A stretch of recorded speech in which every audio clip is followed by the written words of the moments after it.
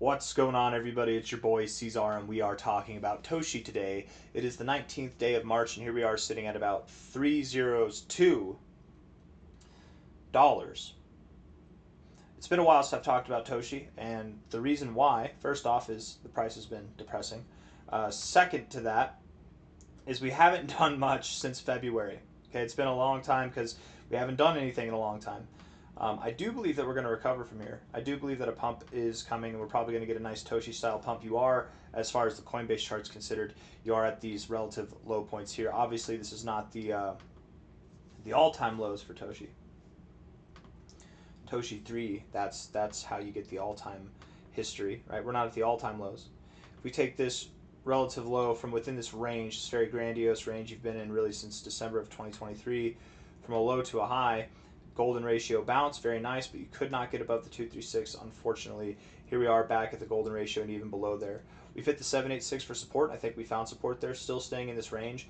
I am optimistic, and again, I do believe that we will see some recovery. The question then is, do we see lower lows? And I wouldn't be surprised if we did, guys. Meme coins, I mean, altcoins in general do not do well in a bear market. Meme coins especially so. I don't care who you are, right? Unless you're Dogecoin. Maybe if you're Dogecoin, that's the one meme coin that can be like an altcoin in bear markets. But even Dogecoin doesn't do well.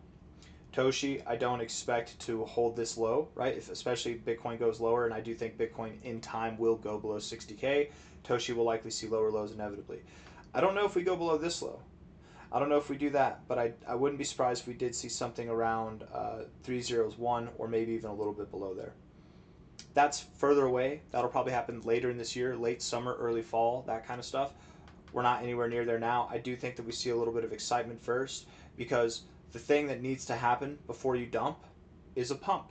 It's like the thing that needs to happen before you pump is a dump, right? Before you're pumping here, what did you have to do? You had to dump down. You had to dump down a little bit, and then you pumped, right? Before we pumped here, you had to dump down, and then we pumped.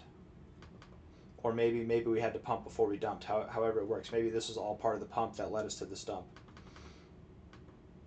Nothing moves in a straight line to the downside effectively is what I'm trying to say here. And on top of that, we can see that the price action over the past month and a half is a little bit different than it's been since October, right? Moving down more or less in kind of a straight line. A little bit of consolidation phases here, a little bit of hope and optimism, but it was all for naught.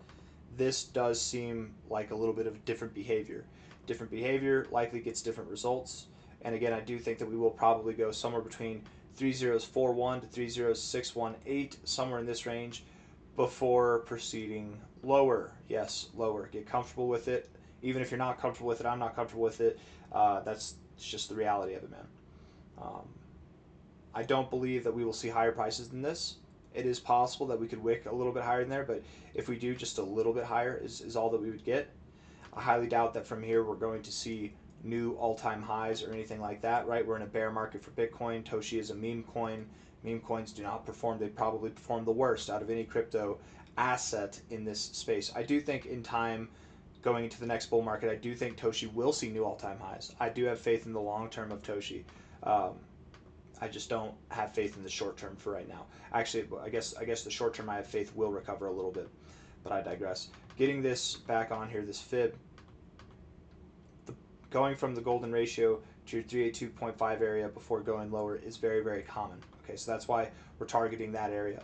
Not only that, but if we take this relative high here to this relative low here, the golden ratio zone, which this is kind of encouraging, the golden ratio zone is actually in the upper echelons of this range, this channel area that I've given you. So 30537, 3062, somewhere in that area to me makes sense. That's probably where we're going to find resistance. We very well could find resistance around 30424. Both the 0.5 levels are there. Prior resistance. Here, I'll delete all this. Prior support, resistance, support right there, some resistance right here. All in that 0.5 area. Definitely possible. But I'm thinking that we do see a little bit more of a dramatic recovery. We probably go up here. And this probably happens, if I had to guess, sometime in the month of April to May. And it could be by the end of April that you hit this topping point. It could be some point in May. That's my expectation, though.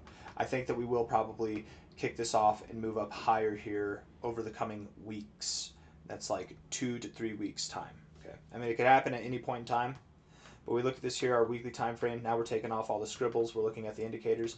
You do have bullish divergence on your MACD, on the weekly MACD. That's no small feat. That's no small thing to consider, right? That's pretty good looking there.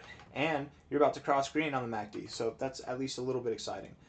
Here, when you cross green and you didn't go to new all-time highs, you still, from a low point to a high point, pumped 389%. That's almost a 5x. Here, whenever you cross green, from a low point to a relative high point before you cross red, that was a 130% move. Here, whenever you cross green, from a relative low point to a relative high point, that was a 113% move. Each time providing a move that was greater than a 2x. At the most, you saw a 4, almost a 5x move. Okay? I mean, we can go, this is your all-time history. Let's just do the other few examples here. Whenever you cross green there, from the low point to the high point, you moved up 332%. And obviously here, this is your Mac Daddy move right there, where you did like a 20x in about a month's time. So very, very positive throughout your whole history, Toshi. Every time you've gotten the MACD to cross green, even if it wasn't robust, even if it was just a little guy, you still got some good movements. We're about to cross green here. If I had to guess when this cross is going to happen, it's probably going to happen over the coming weeks, right? Sometime by the end of the month, sometime in early April. And when Toshi moves, it likes to move fast. So I would expect once this green cross happens, once you do start moving up, it'll be within a 4-week period that you do top off at this 0, hold on here. I'm sorry, I'm going off on the wrong area. This 00042 area to 00062 area. Okay, and I'm thinking 00053 to 00062 personally. That's what I'm thinking. On the bright side, for anybody who's taken it upon themselves to buy at the ideal ranges since this high listing on Coinbase, you should actually be able to sell at a relatively decent price, maybe at neutral, maybe at a slight loss, whatever it is, but that's very ideal. Hopefully nobody's panic sold the bottoms. That's never a good thing to do. Overall, we are in just a large consolidation phase.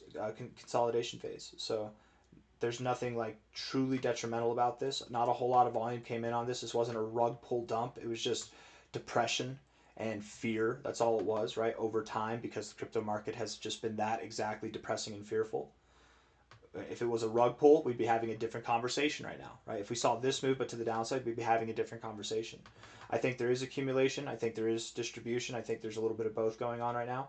We absolutely can go lower. We could even go lower than the lows of this range and still prevail and see new all-time highs. And I wouldn't be surprised if we did at some point, but not this year. Definitely not in the year of 2026. Likely not in the year of 2026. I don't really have anything else that I want to say. The stochastics are getting there to where they're, out of the oversold zone as well. That's typically a bullish implication. The RSI curving here at the oversold area. You had a little bit of bullish divergence at the bottom. That's also nice. Bullish divergence on the weekly RSI and the MACD. The daily RSI is perking up for something fierce here, hopefully pretty soon.